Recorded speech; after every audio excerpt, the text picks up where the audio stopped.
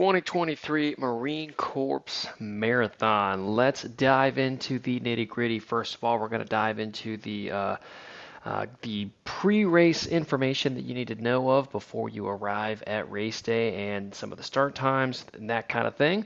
And then we're going to dive into some race specifics. Before we do that, if you need any coaching or interested in talking about race day strategy for yourself, please reach out to me and let me know. Also, please like, subscribe, share this video out to everybody that you can. And with that, let's kind of dive in here. So, this is the first main landing page. This is the kind of the very beginning of what we're going to talk about. This is the defer. If you don't want to race this year, you can defer. There's all kinds of runner clubs. If you want to be a seated runner, the qualifying standards, I don't know how far in the past you will have done this, but I would assume it's probably in the last year or so. But for males, that's going to be a 3:05 marathon or faster, or a 1:25 half or faster. Females, a 3:25 full or a 1:40 half or faster, and then you can get a seated runner slot. Benefits of that is that you're going to have a lot cleaner roads. You're going to have less battling for the first couple of miles. And just be able to run your race right from the get-go, which is very, very nice. There's also charity partners, transfers, all kinds of stuff on this first page. We have kind of their race series that's pretty cool. And that's really it for that first main landing page. So before you go, they talk about some of the sponsors that are going to be out there on race day. Recover, that's the t-shirt brand out there. There is a runner's guide that talks about prohibited items. It's pretty much everything that you expect it to be. Something that is unique that I saw is that no drones are allowed there. No noisemakers of any kind either was also another interesting one, but these are all banned things there. So again, just keep that in mind when you are out there on race day, or pretty much day before race. Let's call it race weekend. Packet pickup. This is going to be located at the MCM Health and Fitness Expo, which is at the Gaylord National Resort and Convention Center. There is no packet pickup on race morning, so you're going to do so ahead of time. There is also going to be an e-card that's going to be mailed out to you, and you have to bring that in addition to your photo ID when you do go to the packet pickup location. There is also the ability to do so through someone else. You do have to send them a photo of your e-card or the physical e-card itself for proof that they know who you are and you have given them consent to kind of go there. And that is the major things out there.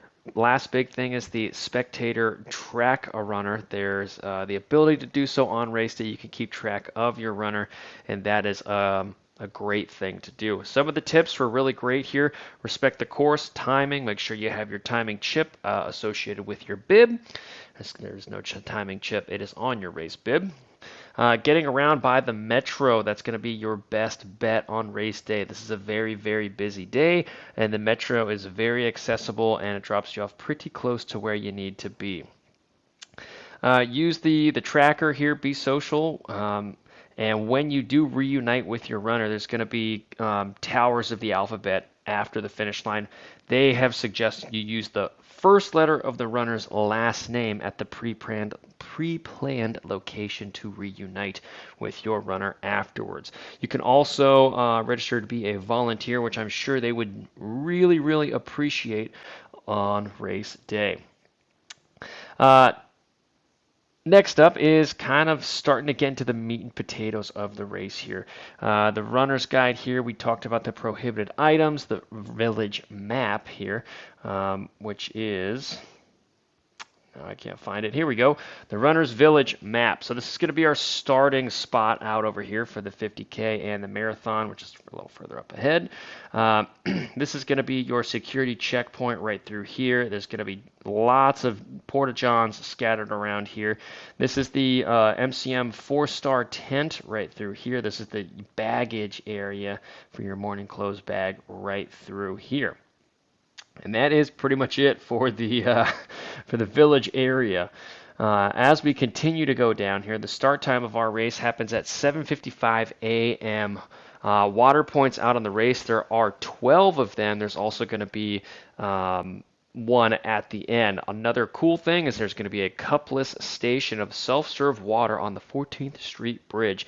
And noon endurance lemon lime flavor will be available at all water points, which is huge here. So just to put that in reference, this is the supplement facts of one serving size of noon right here. We have 60 calories here, 380 milligrams of sodium, also 16 grams of carbohydrates. So this is going to be a very, very handy thing because there are 12 stops there. You probably will have the ability to get in the calories and electrolytes that you need on race day. Heavier eaters are probably going to need to bring a gel or two in addition to that. And again, you're just going to have to pre-plan your race day nutrition as best as you have trained up to this point. Aid stations out on course. Those are medical aid stations. There's 10 of those and also one at the finish line. Food stations. The first one happens at mile 7. That is the Wegmans Applesauce Station. Food station number 2 is between miles 12 and 13. Those are the Cliff Blocks Energy Chews. The number 3 happens at mile 19, and that is the Jelly Belly Sport Beans. And then mile 23, we have the Untapped Energy Syrup Gels, which are very, very tasty. For reference, if you wanted to check them out, you can claim your free sample here for the Untapped Jelly Belly Sport Beans, Cliff Blocks Energy Chews. And again, with the Cliff Block Energy Chews, I don't know if they're going to give you just a couple in a cup or they're going to give you the whole sleeve of them. If they do give you the whole sleeve, remember that those energy chews do come at mile 12 and 13, so about the halfway point of our race. And if you are the kind of person that's a snacker and you get a sleeve of those chews, it will be a very, very beneficial thing to just help keep you going down the road. Switches up the sugar type that you're ingesting over the course of the race too, which is usually helpful to have for stomach digestion and things like that. One of the coolest things in all of sports will happen at mile 12. This is the Blue Mile, where you remember fallen soldiers. Very, very heavy mile. Yeah, for whatever reason, I love this spot. It's super heavy. It's the best out there. It hits you hard, it gets you motivated, and it comes right at the perfect time, right at mile 12.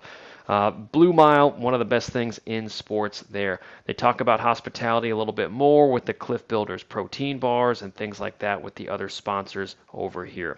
Finisher certificates are available through this little link here. Corrections on your time, you can email timer.guy@gmail here. Data requests are also available here through the MCM customer service. And if you are running to qualify, make sure you check the Boston link or the Boston website to know how fast you need to go. So that was our noon energy drinks, and next up is our map, and this is where we're going to get into the meat and potatoes of this course. This is our course elevation, and before we dive into it too deep, I wanted just to show you a quick example of weather. Weather usually plays a major part in this race, and this is a wind map, right, of the area. This is going to be where we are participating in our event right through here. And as I click through the days, I'm going to put this at 8 a.m. here. So that's around the time that we are going to be running, and you can see that as I click through the days, we are going to get pretty much every different direction here.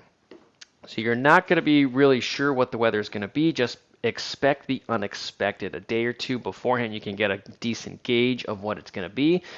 We have had years past where the weather is not great. We've also had years past where the weather is absolutely perfect out there. So it is one of the huge factors out on course that is often not talked about and just kind of glossed over. Major implications out there for you. So if you are traveling from out of town, make sure you are planning on a race that could be, 50 degrees and raining or even colder. It could be 65, 75 degrees maybe out there. Depending on the day and the year, you just don't know. So plan to bring a couple different outfits just in case. I would expect clouds and rain, but that's just me. That's what I expect. So I just wanted to talk very, very quickly about that. This is our course profile broken down a little bit more than just the standard map that they've given you, although that is still a pretty good gauge as well. So breaking this down into different sections here out on course, we're obviously going to have this first section up to mile 2.5, the downhill section here, and I classify about mile 3 3/4 all the way to mile 8.25 as our third section, and then I actually break these next ones up a little bit just for my ease of mind. This is going to be section number 4, a slight downhill section to mile 11. Then we have section 5 rolling through about mile 15, section 6 from 15 to 18, and then section 7 from 18, and I actually really classify that till mile 22.5, and then the last big section is section 8, that last downhill with a finisher kick up to the finish line here. So let's dive into the details and the specifics out on course, if my clicker will get there. All right. So first big section out on course, this is our start area, our start corral, where we will end up going in our pace block, pace area. And from this point, we do have a hill that comes right at the very beginning. This is about a 2.5 mile hill if we're fully classifying it. And this is going to come kind of at the worst possible time. Because of this, you need to get a good pre-race warm-up in. You need to be ready to rock right from the beginning. If it is a rainy, kind of gross day outside, this is a perfect opportunity to leapfrog a ton of people just very, very easily. Whenever the rain or weather goes sour on us, the first couple of miles are a great opportunity to just kind of very easily go by the people who have mentally just checked out before the race even starts. Whenever it's bad weather, I usually check in a lot easier, but that's just me. So get into a positive mindset, a great mindset before the race, whether the weather is good or bad. If it is bad, you have a leg up on the other competition if you're mentally with it, right? But if the weather is good and everybody's kind of on the same page here, a lot of runners will be flying out of the gates here. And what you want to do is finding open space and also easing into your running pace. If you are surrounded by a group of people that's kind of forcing you to run a little bit faster than you want to, you're kind of trapped. You don't have too many choices there, but you eventually need to find a way to kind of slow yourself down. And then the opposite is true as well. If you're trapped behind a group of slower runners and you just can't get around, you kind of have to just sit there a little bit until you find some open space and kind of navigate through the crowds. The big thing when that scenario does happen is to not panic and realize, hey, this is the first couple of miles of the race. I'm not losing it here. And just kind of get through the masses. It will slowly start to thin out, but for a while you are kind of packed in just because it is an uphill start. Once you do get past this section here, you are greeted with a great, nice, long downhill here. We have about 1.25 miles with a 1 foot elevation gain. We also have a 225 elevation foot loss, which is exactly what you want to see after that long incline there. This is another area where runners can continue their onslaught of pacing that is way beyond their abilities. And a lot of people won't even realize they're doing it. The first couple of miles are busy, like we talked about. You're going uphill, but it's the start, so you got plenty of energy left to go in the race, and you're just kind of cruising over here, and then up to mile 3.5, 3.8 here, you don't really realize what's happening. So you did all that hard work to kind of find the open road. Now you got it, and now you're just letting gravity do its thing here. Don't want to push too aggressively here. The goal should be to go fast, but to do so in a controlled way, all right? Do not force it. Don't super crunch it. Next big section that we are talking about is the section all the way up to Adams Morgan up there. This is a steady incline here. You can see there it's a little bit undulating. A lot of locals have done this a lot, and there will be times where it does hit very, very aggressively, but that does usually kind of calm very quickly. This is the first area where you can set your race up for success right here. You want to find your pace and you want to stick with it. Here's the biggest indicator of performance for later on. You want to continue your fueling. You want to stay on top of all that stuff. If you're finding that you're a little bit hungry at this point, maybe you pop a gel. Maybe you find a couple of extra noon endurance cups or servings, and you kind of get a little bit more in you here. And again, because it is a steady net uphill, a little bit up, a little bit of down, most are more up. That was a terrible sentence, but you kind of get the idea here. After that, like, you just want to ease into this right here. A lot of people are going to start to fade here, and this is where you will slowly turn the key on them for the rest of the race. You're going to slowly start to claw a lot of people back. You're going to find your rhythm here.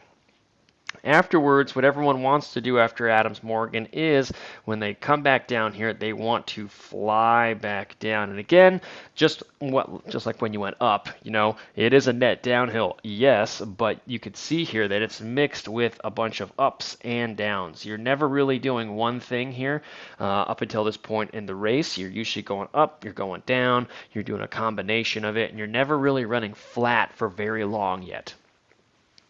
And of our 775 feet of elevation gain, we have 63 feet of that in this 3.5 mile span here. But again, 87 feet of elevation loss. So the natural tendency for most people is to really crush this section of the race. Highly encourage you to kind of keep it together, hold off. Running form is going to be very crucial during this 3.5 mile section here. Again, watch your pacing. Just be very, very careful that you're not losing the running form yet, okay? You're going to need it. You're going to need to be able to kind of keep it together after this section here, and we'll talk about why in just a second here. This next area, 3-ish miles here, only 12 feet of elevation gain. This is going to be where the blue mile happens. This is Haynes Point. This is a pretty flat part of the race here. This is the last real place where everyone is, if they went out too hard, this is the last place where they really run. This is the blue mile. You get some extra motivation. You have the food station that happens right after that with the cliff shots here that we talked about earlier. And after this, then the elevation starts to come at you again, and it just keeps hitting those individuals that went out too hard. So what your job is going to be to do up until this point, you're kind of holding back. You're slowly building speed here, but you're doing it in control. And this is going to be where you find the traditional marathon pace maybe a little bit more here.